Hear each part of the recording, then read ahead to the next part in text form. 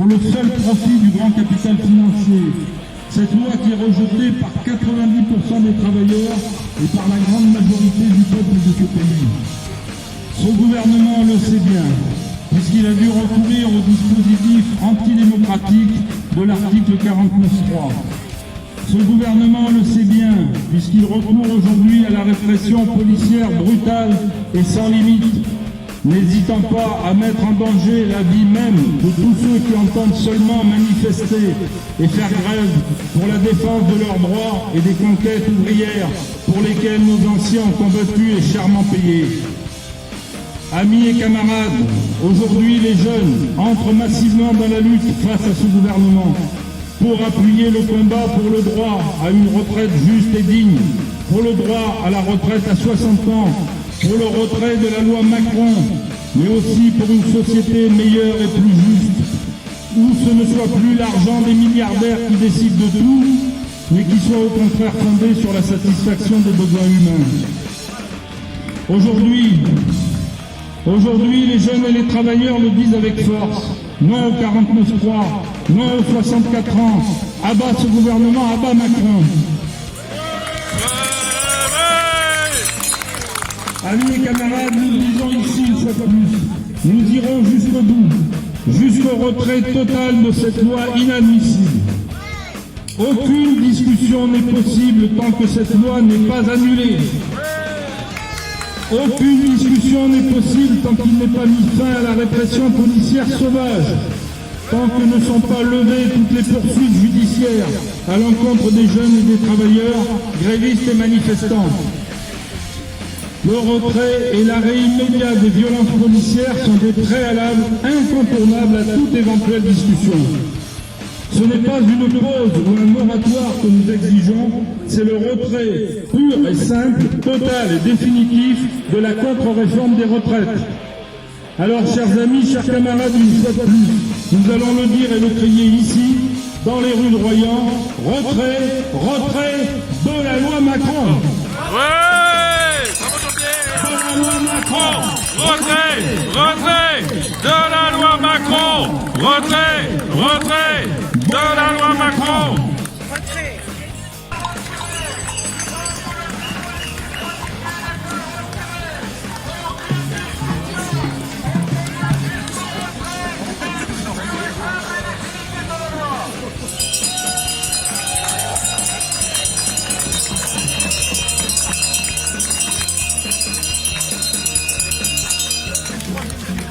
On n'est pas les vaches à lait, il a dit, nous en fait un.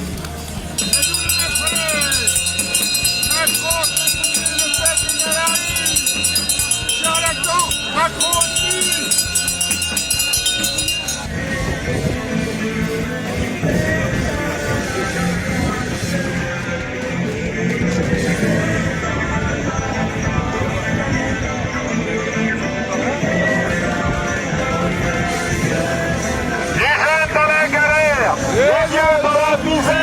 De cette société-là, on n'en veut pas. Les jeunes dans la galère, les jeunes dans la misère. De cette société-là, on n'en veut pas.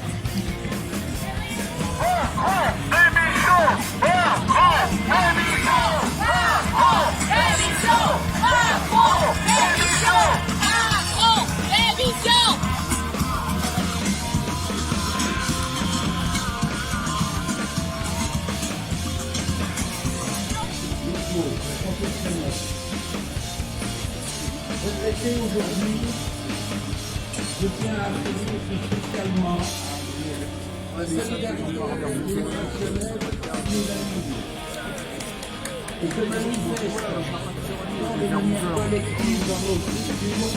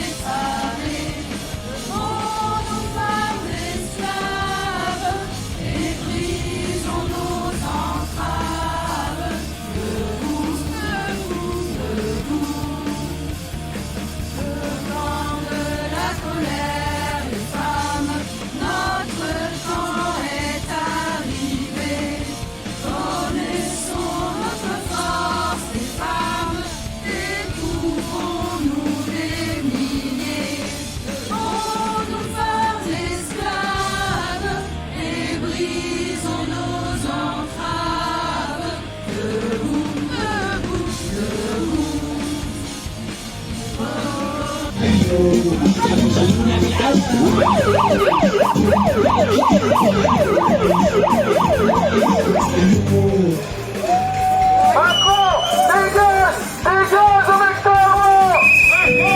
dégage! Dégage avec ta loi! Macron, dégage! Dégage avec ta loi! Macron, dégage! Dégage avec ta loi!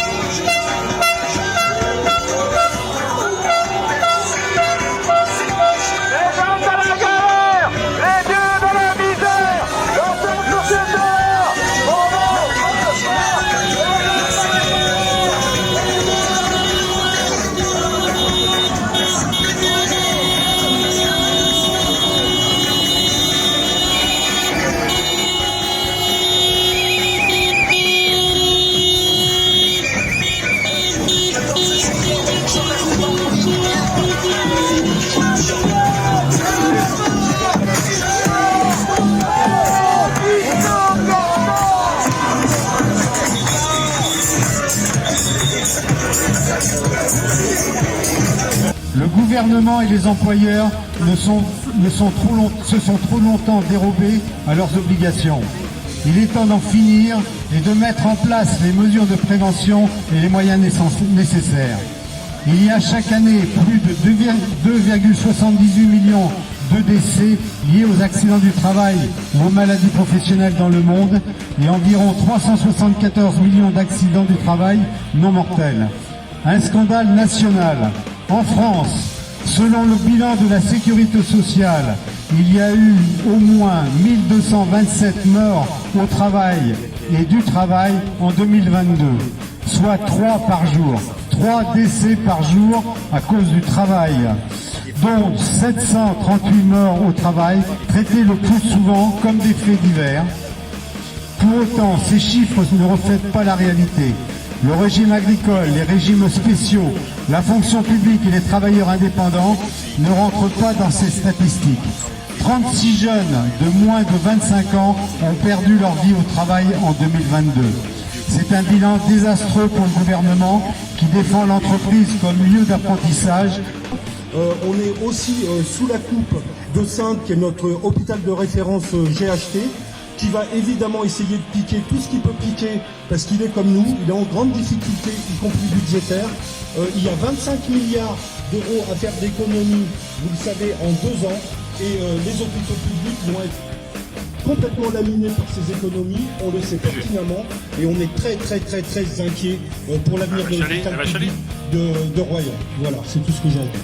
Mais ce gouvernement est aussi celui qui est allé le plus loin dans les attaques contre les libertés démocratiques. Matraquage et interdiction de manifestation, Plus de 1000 militants syndicaux traînés devant les tribunaux pour leurs actions syndicales. Interdiction de réunion en soutien au peuple palestinien. Loi de censure en cours de discussion au Parlement, etc. Nous apprenions jeudi 18 avril la scandaleuse condamnation en première instance de notre camarade Jean-Paul Delesco, secrétaire général de l'Union départementale CGT du Nord, à une peine d'1 an d'emprisonnement avec sursis par le tribunal correctionnel de Lille pour apologie du terrorisme, pour avoir publié un tract syndical affirmant le soutien de la CGT à la lutte du peuple palestinien.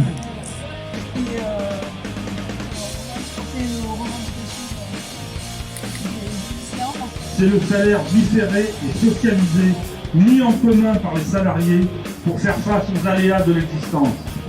Le principe fondateur de la sécurité sociale, c'est de chacun selon ses moyens.